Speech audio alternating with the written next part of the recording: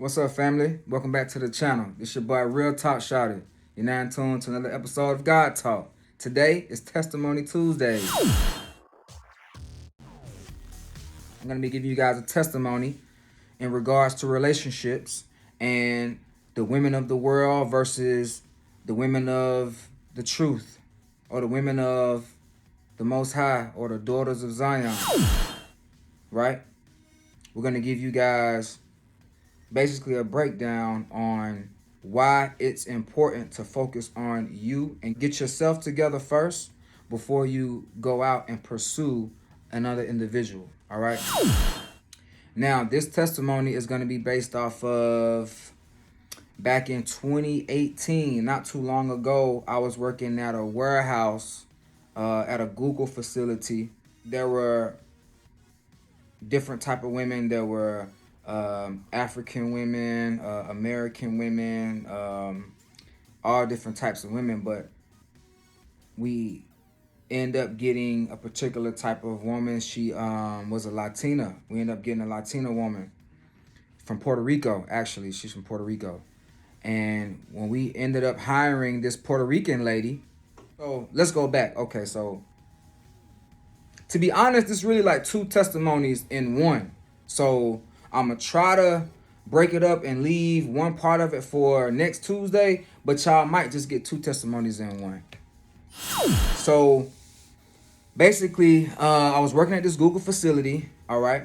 And I met this girl, one of my coworkers, and I tried to teach her about the word. This was back in 2018. I was like maybe halfway into the word, 1 foot in, 1 foot out, but I was mostly like a foot and a half in the word, and maybe a half of a foot still in the world.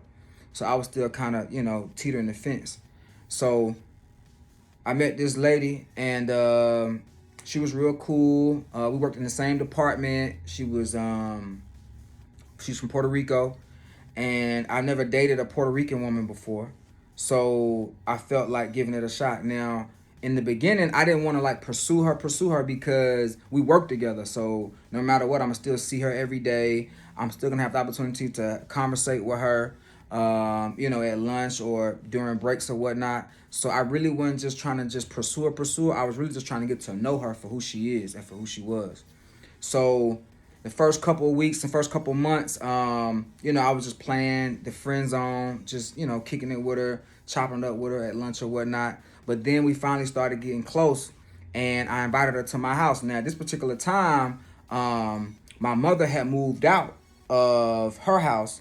She had just gotten remarried, and her husband wanted her to live with him. So fast forward. So I bring this girl to my house, and this like maybe 3, maybe 6, maybe 7 months after I've met her, but we work together, so we see each other every day. We talk on the phone, this, that, and the third, what have you.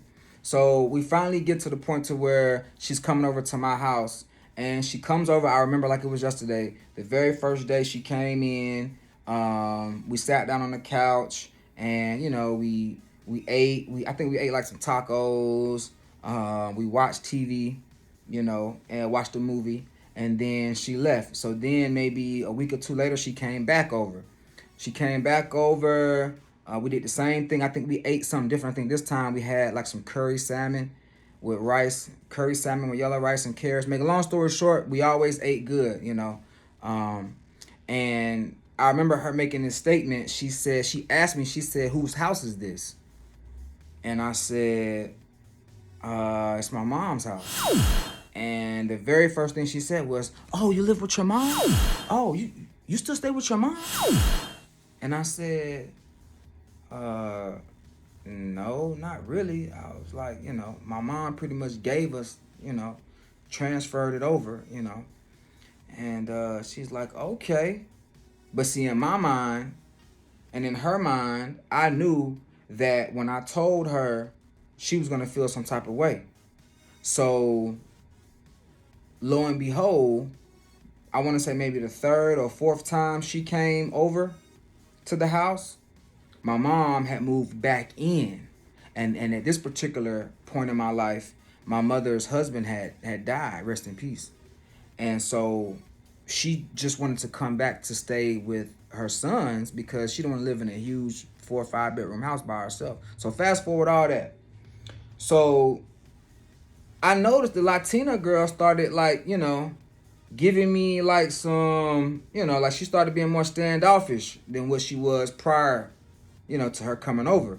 So in my mind, I was like, you know, maybe, she don't like me, or maybe um she's busy, or maybe because she has a child as well. So I said maybe she's just spending time with her kid, but the whole time, no, it wasn't that. The whole time she was just dating other coworkers and going over other coworkers' houses. And so in my mind, I felt like I was being sized up. I felt like she was sizing me up. So I said, so she think that I live in my mom's house. Maybe that's why she's, pushing me to the side. I said, okay, well, let me go and get me an apartment. Let me just go and get me a, 1 2 bedroom apartment just to see if anything changes. And sure enough, it did. Right after about maybe a month or two after that experience, I went and got my own apartment right down the street from where I currently am. And I told her when she found out I had my own place, she's like, "Oh, you got your own place?" She's like, "Oh, where is it? When you gonna invite me?"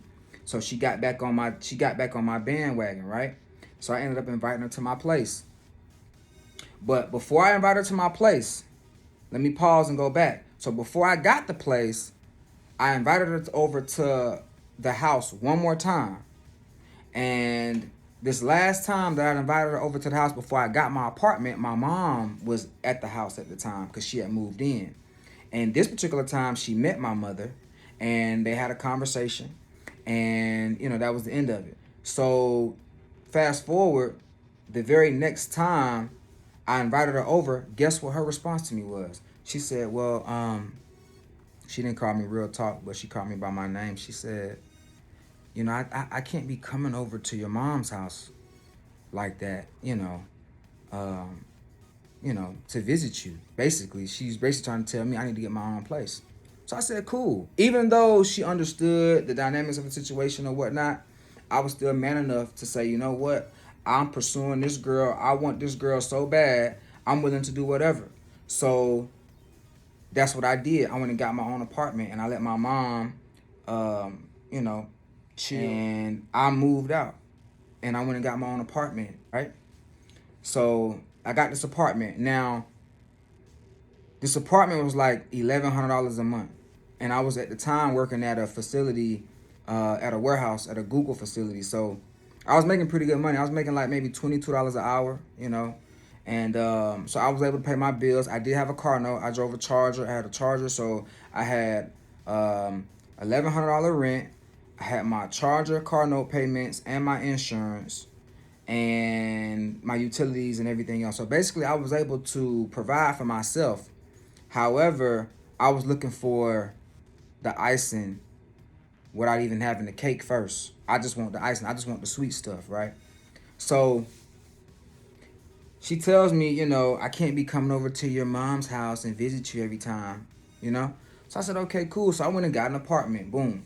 Got the apartment. So she finally figures out that I have an apartment. Now she wants to come see the apartment. So she comes to the apartment. She's like, oh, yeah, this is nice. Blah, blah, blah. Fast forward. So she comes over after work maybe 2-3 times, a week. She comes over, hangs out, we watch a movie, eat, and she goes home, what have you.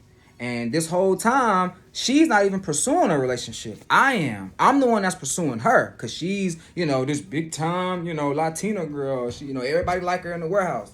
So, as men, we want the most desirable women. So I'm going after this girl, and this girl is really trying to wrap me around her finger. So anyway, fast forward. So she comes over one day after like the 4th or 5th time, and notice these patterns. Notice these 4 and 5 times.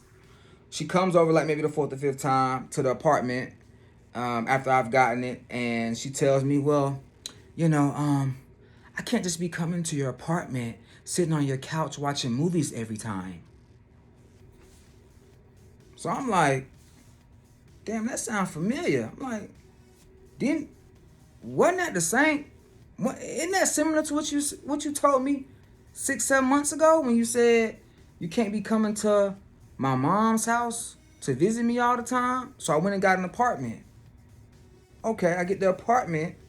I furnish it. I purchased brand new couches. I didn't have a bed. I'm not gonna cap. I didn't have a bed. I had a blow up mattress. But I had a couch. I had a love seat. I had a kitchen table. I mean, I had big screen TV, everything. So after I get the apartment, and I'm like up to here in bills because I got a car note, rent, utilities, plus I'm taking care of a 6-year-old son, right? So, and all of this off of one income.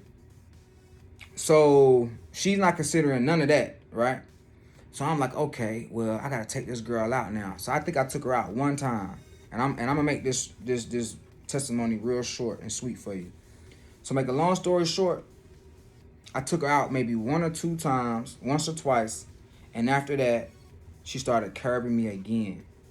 And I said, you know what? I said, I'm going about this the wrong way.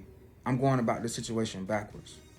I said, because with not only this particular woman, but with any woman, you have to have your cake baked, no matter what, no matter who you are. Because if your cake is not baked first, chasing after that icing is only going to be sweet, but it's going to be temporary.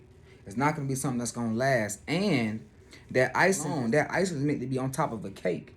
So in order to have your icing, you have to have that cake first. See, me, when I was working every day, for in a warehouse as a 9 to 5, I'm thinking that I have to be like everybody else. I don't even know what I want out of life, but all I see is what everybody else have, so I'm assuming that's what I need or that's what I should have. But no. You need to tell yourself, first of all, you need to come up with some goals. Set a few goals. But before you set a few goals, you need to get in alignment with yourself. And how do you get in alignment with yourself? You have to tap into the Most High. Well, how do you tap into the Most High? Well, you have to seek Christ. Because seeking Christ will bring all things to you. That's Philippians. What is it? Philippians 4. Philippians 4:13. I can do all things through Christ who strengthens me. So if you seek the kingdom of heaven first, all will come to you. Focus on baking that cake first. Get your mind right first, fellas. Get your finances right first, fellas. Get your direct family in order first, family. Once you get all of those things in order, that woman is going to be the icing on the cake, and she'll never leave. And you won't have to jump through loops and hurdles just to please and maintain that relationship.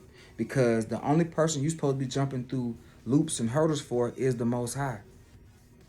And Christ said he doesn't even desire, the Father doesn't even desire for us to jump through loops and hurdles. All he desires for us to do is to follow his ways and keep his commandments. That's it. I mean, when you think about it, what true man of God truly depends or requires a woman to survive? Not one. Think about it. What did Eve do for Adam? Think about that. What did Eve do for Adam? Or what did Delilah do for Samson? Or what did Solomon's wives, all the wives that he had and concubines, what did they do for him other than procreate? Like, I'm talking about from a standpoint of, from a spiritual aspect, or as far as from a survival mentality. Men do not require women to survive. Women require men to survive. That's why the Most High created the man to be the leader, to be the head of the house, to be the protector, to be the provider. The woman is not designed to provide and protect for a man. The woman is designed to support and to nurture the man. The man is designed and created to provide and to protect. But before he's able to provide and protect anything, including himself, he must seek the kingdom. He must seek the Most High. And the Most High is directly accessed through Christ. And that is what man's first number one goal should be. Because after that, all things will fall into place. So on Testimony Tuesdays, I'm letting you guys know right now that when I was chasing behind relationships and when I was chasing behind validation and keeping up with the Joneses, so they say, I was only putting myself further behind the 8 ball. I was only putting myself further behind in life because I wasn't focused on the goal. See, you have to have a goal. You have to have a vision. You have to become a man of vision. Right? And a man of vision sets a goal and sticks to it.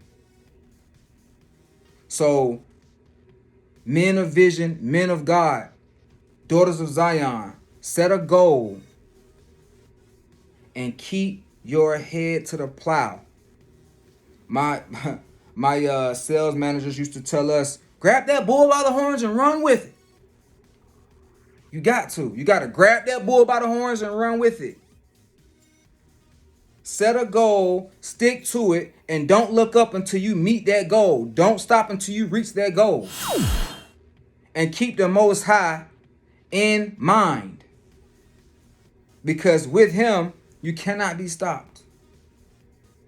But trying to pursue relationships, trying to take care of a family, trying to raise a child, trying to do all these things on your own, start a business, all of that is going to fail if you don't put the Most High first. I've seen it. Families, why do you think so many families fail? Why do you think so many relationships fail? Why do you think so many marriages fail? Why do you think so many businesses close down? Because they don't have the Most High first. Majority of the time, people only run to God when they're in a negative situation or when they need help from a supernatural source. But you shouldn't have to seek the Most High in those situations alone. You should be seeking the Most High daily and furthering your relationship with Christ. That's what you should be doing. That's how you're able to enter into the kingdom. So with that being said, family, this has been a Testimonial Tuesday video, and I'm glad that you guys are tuned in to Real Talk Shouted. I get it to y'all next time. Yup.